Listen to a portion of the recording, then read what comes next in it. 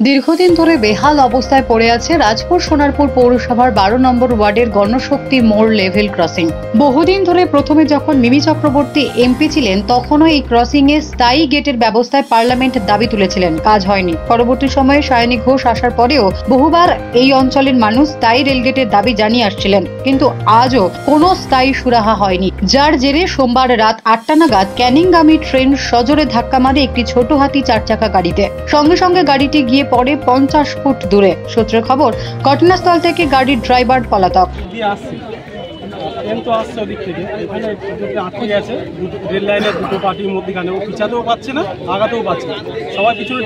আপনি কি উপস্থিত ছিলেন সেই সময়? এবারে তুলতে পারছে না, অনেক চেষ্টা করেছিল ড্রাইভার।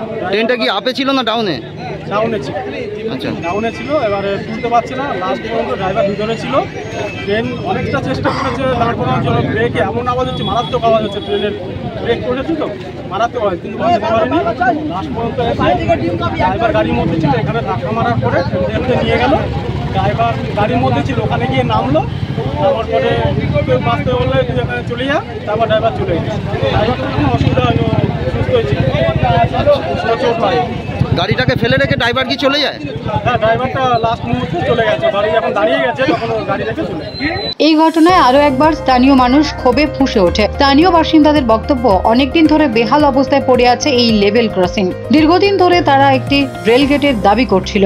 এখন প্রশাসন থেকে অতি সত্বর একটি রেলগেটের ব্যবস্থা করা হোক। এখানে তো যেভাবে পরিস্থিতি, যা লোকালিটি, যা সংবাদ আছে, তা আমাদের তো খুব জীবনের রিস্ক নিয়ে আমরা পার হই। কখন কিভাবে গাড়ি এসে যায়, অঘটন ঘটে যায়।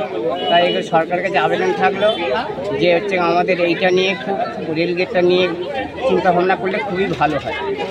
হ্যাঁ, আমাদের এত সমস্যা হয়, মানুষের সমস্যা আমরাও পাই এবং মানুষ যারা পাহাড়ে তারাও পায়। এটা আমরা অনেক দিনের দাবি। এটা সরকার এই নিয়ে অনেকটা মাথা ঘামায় না।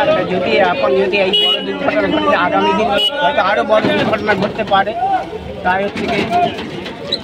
সরকারের কাছে আবেদন, আমাদের একটা রেলগেট হলে খুবই সুবিধা হয়, জীবনের দিক থেকে আমরা রেহাই পাই। মানে অনিল মণ্ডল। এলাকাবাসী হিসেবে আমি বলতে চাই, এখানে একটা রেলগেট করা খুবই জরুরি। কারণ আমাদের এই পাড়ায় প্রচুর লোক যাতায়াত আছে, প্রচুর গাড়ি আছে, এখানে প্রচুর মানুষ আছে। তো এখানে আমাদের দীর্ঘদিনের দাবি যে এখানে একটা রেলগেট হওয়া অবশ্যই দরকার। এটা রেল দপ্তর থেকে একটু দেখা দরকার। এখানে বারে বারে অ্যাক্সিডেন্ট হওয়ার মুহূর্ত থাকে। এই একটা অ্যাক্সিডেন্ট ঘটে গেল। তো এখানে আমাদের এলাকাবাসী হিসাবে, আমি বর্তমান এখানকার এলাকাবাসী, আমি চাই, আমরা সবাই চাই যে এখানে একটা রেলগেট হওয়া খুবই জরুরি। এর জন্য রেল দপ্তরের কাছে আমাদের আবেদন থাকলো যে এটা একটু দেখা। প্রতিটি মুহূর্তে জীবনের ঝুঁকি নিয়ে এই ক্রসিং দিয়ে পারাপার হাজারো মানুষের। স্কুল পড়ুয়া থেকে শুরু করে এলাকার খেটে খাওয়া মানুষ এই পথেই যাতায়াত করে। প্রতিনিয়ত ছোটখাটো অ্যাক্সিডেন্ট হয়েই থাকে, কিন্তু এবারের এই অ্যাক্সিডেন্ট খুবই ভয়াবহ ছিল। ক্যামেরায় দেবাশিসের সঙ্গে মঙ্গলের রিপোর্ট, সোনারপুর বার্তা।